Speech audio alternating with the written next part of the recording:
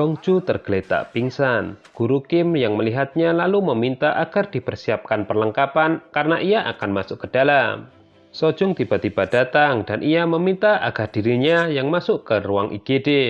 Entak mengatakan kalau kondisi vital Dongju tidak baik dan ia sedang demam. Suster Myung-sim mempertanyakan bagaimana Dongju bisa merawat pasien jika keadaannya begini. Ia ingin menelpon Guru Kim.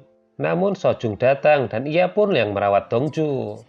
Sojung mengatakan kalau Dongju hanya kelelahan karena merawat pasien. Setelah istirahat, ia akan baik-baik saja. Kini Sojung beralih ke pasien yang bernama Sujong yang terkena usus buntu. Ia melaporkan kalau kondisi Sujong tidak baik. Kite memberitahu jika baju pelindung akan datang dalam 30 menit. Kite sebelumnya juga telah mengirimkan sampel darah pasien MERS ke laboratorium.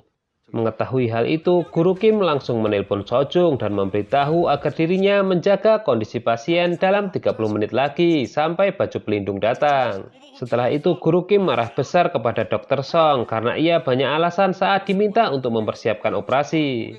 Dan ini akan menjadi operasi pertama Dr. Song di rumah sakit Doldam. In-bum keluar dari ruangan Tuan Shin, lalu ia menghampiri Guru Kim. Ia kemudian melaporkan kalau kondisi Tuan Shin sudah membaik. Guru Kim mempertanyakan apakah In-bum datang ke sini sendiri atau Sojung yang memanggilnya. Tentu saja In-bum berbohong dan mengatakan kalau Sojung yang memanggilnya. Guru Kim akhirnya menemui Tuan Shin dan Tuan Shin mengatakan kalau dokter wanita yang cerewet yang merawatnya telah diganti dan kini sekarang ia menjadi lebih baik. Di situ Guru Kim hanya tersenyum dan ia justru memberitahu kalau kondisi rumah sakit sekarang sedang ada masalah. Seorang ibu datang ke rumah sakit Doldam mencari anak usia sekolah yang ditahan di UGD. Sementara itu pacar Sujong melihat ke pintu dan dengan hati-hati mencari peluang untuk bisa melarikan diri. Saat itu Sojung sedang sibuk menangani pasien dan sesekali melihat ke arah Dongju. Di ruangan lain, ibu pasien anak juga diam-diam mendekat ke ruang IGD. Setelah ada kesempatan, mereka berdua mendekati pintu UGD. Akhirnya, keduanya harus dihentikan dengan kekuatan fisik. Entak dengan cepat menghalau pacar Sujong. Sementara di luar, Mr. Gu menghalangi ibu pasien anak. Peristiwa ini menyebabkan meningkatnya kecemasan dari pihak pasien lain. Sojung mencoba untuk mencegah lelaki itu menyebabkan lebih banyak ketegangan. Pada saat yang bersamaan, kondisi Sujong menurun dengan cepat. Tuan Shin mengatakan setelah ada kepastian itu MERS atau bukan setelah 24 jam, ia akan memutuskan untuk pindah ke rumah sakit lain. Guru Kim mempertanyakan apakah Tuan Shin tidak takut. Tuan Shin kemudian mengatakan jika ia ditakdirkan meninggal itu sudah terjadi 20 tahun lalu. Tuan Shin mewanti-wanti manajer Jo untuk tidak menceritakan kejadian 20 tahun lalu sebelum operasi selesai. Baju hazmat telah tiba di rumah sakit Doldam. Itu artinya Dr. Song sudah kehabisan alasan untuk menghindari operasi usus buntu. Staf UGD menyerahkan pasien radang usus buntu akut kepada Guru Kim dan mengunci pintu di belakang mereka. Guru Kim memberi hormat kepada Sojung dengan acungan jempol yang langka yang dia balas dengan senyuman. Setelah di ruang operasi, Dr. Song ragu-ragu untuk membuat potongan pertama. Dengan tidak sabar, Guru Kim kemudian menyuruhnya untuk melanjutkan. Demam Dongju mereda di tengah malam, itu membuat Sojung sangat lega. Sojung kemudian duduk di sampingnya. Setelah beberapa saat, ia memberanikan diri memegang tangan Dongju. Suster Myung-sim mengumumkan bahwa Dinas Kesehatan Masyarakat telah mengirimkan layanan transportasi sehingga pasien UGD bisa pulang satu persatu. Namun dia memberitahu mereka untuk tetap karantina sendiri sampai hasil darah resmi telah dikonfirmasi. Mata Dongju yang berkaca-kaca terbuka sejenak dan ia melihat Sojung yang tersenyum sambil memegang tangannya. Agar tidak ketahuan, Dongju kemudian menutup matanya lagi. Ia mendengarkan semua ucapan Sojung dan di situ ia tahu jika Sojung sebenarnya juga menyukainya. Insu yang baru datang ke rumah sakit merasa bingung karena dirinya suruh memakai masker. Padahal saat ini sebenarnya ia ingin memberikan pizza kepada teman-temannya. Kite berlari ke kantor Guru Kim untuk melaporkan bahwa pasiennya negatif MERS. Semua tampak senang, terlebih Dr. Song yang sepanjang malam tidak bisa tidur karena takut mati. Guru Kim kemudian bergegas memasuki UGD di mana para staf yang kelelahan sedang tertidur. Guru Kim mengumumkan jika pasien negatif MERS, namun ia tetap akan memantaunya. Mendengar itu, para staf merasa lega dan mereka secara kompak melepas masker. Guru Kim menunjukkan jika jumlah sel darah putih yang tinggi. Sojung bergegas untuk menanyai pasien tentang konsumsi makanan mereka. Ternyata pasien baru-baru ini mengkonsumsi makanan laut. Sojung tiba-tiba menyalahkan dirinya sendiri karena merasa lupa, karena pasien ternyata adalah infeksi parasit yang disebabkan oleh makanan laut mentah. Guru Kim memberitahu Suster Myung Sim jika Dongju lah penyebab. Sojung memaksa masuk ke ruang UGD. Setelah Dongju terbangun, ia menemukan Sojung tidur di atas tikar. Dongju kemudian kembali tidur dan mengarahkan wajahnya ke wajah Sojung. Dan setelah terbangun, Sojung menyalahkan Dongju kenapa ia tidak bisa merawat tubuhnya sendiri. Sojung bangkit dan ingin memberikannya makanan, namun Dongju menolaknya. Untuk memastikan bahwa dia tidak sedang bermimpi, Dongju bertanya apakah dia yang menjaganya dan memegang tangannya. Sojung mencoba untuk berbohong, tapi Dongju menangkap sorot matanya. Sojung terus mengoceh sampai dia tidak tahan lagi dan akhirnya mengaku. Meskipun begitu, Sojung masih beralasan jika dia hanya memegang tangannya untuk mengukur suhu tubuhnya. Tapi Dongju mencoba untuk tidak mendengarkannya dan justru menarik tubuh Sojung ke pelukan. Sojung mencoba untuk melepaskan diri, tetapi Dongju memeluknya lebih erat dan mengatakan dia hanya perlu waktu sebentar karena dia sedang pusing. Akhirnya Sojung dengan pasrah memberikan pelukannya yang penuh kasih sayang, hingga mereka tidak menyadari kehadiran Kite. Entak adalah orang pertama yang melihat kembalinya Yunhwa ke rumah sakit Doldam, sebelum wanita itu mengumumkan dirinya sendiri. Yunhwa menjelaskan bahwa dia adalah seorang mahasiswa residen kedokteran pertukaran asing yang melarikan diri selama pelatihannya untuk menjadi ahli bedah umum. Ia hampir saja menyerah karena tekanan kerja yang terlalu tinggi. Dia kembali karena tekadnya berubah setelah menemui dokter-dokter di rumah sakit Doldam. Mendengar penjelasan itu, semua bisa mengerti. Setelah Yunhwa diterima di Doldam, ia pun mulai melakukan perkenalan kembali dengan staf lainnya. Sojung terlihat paling ramah meskipun ia diberi gelar paus gila. Insu berterima kasih kepada Dongju karena mengambil alih shiftnya selama kasus MERS. Untuk itu, secara khusus hari ini Insu membawakan pizza untuk mereka.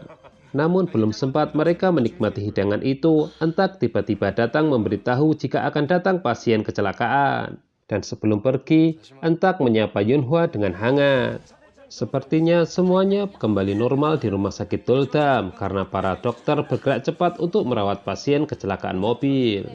Tiba-tiba seorang lelaki datang ke UGD mengaku sesak nafas dan nyeri dada. Tak lama kemudian lelaki itu pun pingsan. Inbum adalah orang pertama yang merawatnya dan yang pertama menyadari bahwa pasien memiliki alat pacu jantung implan. Ketika Guru Kim dipanggil, dia menegur Inbum karena tidak melakukan prosedur darurat protokol untuk pasien alat pacu jantung. Guru Kim lalu menyuruh Inbum untuk segera melakukan operasi ECMO, karena sebelumnya Inbum mengaku kepada Guru Kim pernah melakukan operasi itu. Di lorong, Dongju bertemu dengan Kite yang melihat-lihat beberapa kalung di tabletnya. Ia meminta pendapat Dongju kalung mana yang bagus untuk hadiah Natal. Setelah itu, Kite menyarankan Dongju agar juga memberikan hadiah untuk kekasihnya. Sesampai di ruang kerja, Dongju terkena jebakan dari Kite. Ia pun memilih kalung yang ia akan hadiahkan untuk Sojung. Inbum akhirnya memulai operasi ECMO dengan didampingi Sojung dan di bawah pengawasan Guru Kim. Setelah pemotongan awal, ia membuat banyak kesalahan hingga membuat ragu para staf yang lain.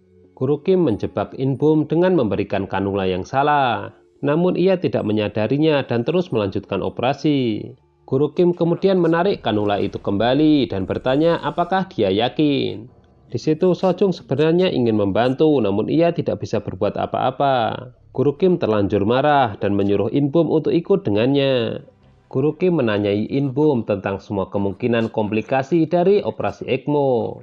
Inbum menjawab semuanya dengan benar. Guru Kim marah besar karena Inbum bisa mengetahui semua teorinya, tetapi tidak tahu ukuran kanula yang benar. Guru Kim memberikan pukulan pamungkas dengan mengatakan, kamu bisa menipu saya dengan kata-katamu, tetapi tidak dengan tanganmu. Tangan seorang ahli bedah hanya bisa bergerak dengan percaya diri melalui pengalaman dan usaha. Di rumah sakit Gote, skema lain dari Dr. Do terungkap. Kali ini dia memanggil bala bantuan untuk menghentikan operasi Tuan Shin agar tidak berlanjut di rumah sakit Doldam. Dan orang itu adalah putri Tuan Shin sendiri.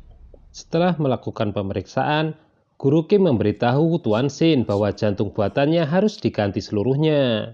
Itu disebabkan karena dirinya melihat adanya kerusakan dalam jantung buatan itu. Dr. Do memberitahu jika Tuan Shin ada di rumah sakit Doldam dan akan dioperasi oleh Dr. Bu Yongju. Putri Tuan Shin mengenali nama itu dan mengingatnya sebagai ahli bedah gila.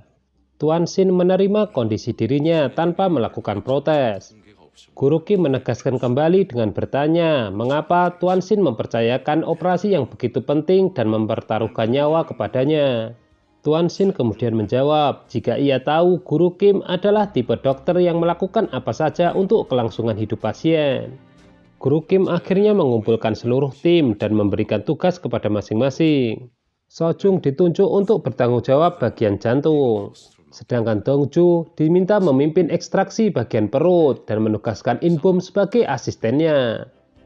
Mereka lalu mempersiapkan operasi dengan meninjau prosedur dan berlatih simulasi operasi berulang-ulang kali. Meskipun tidak mengalami begitu banyak hambatan, namun Guru Kim sangat menyayangkan waktunya banyak yang terbuang.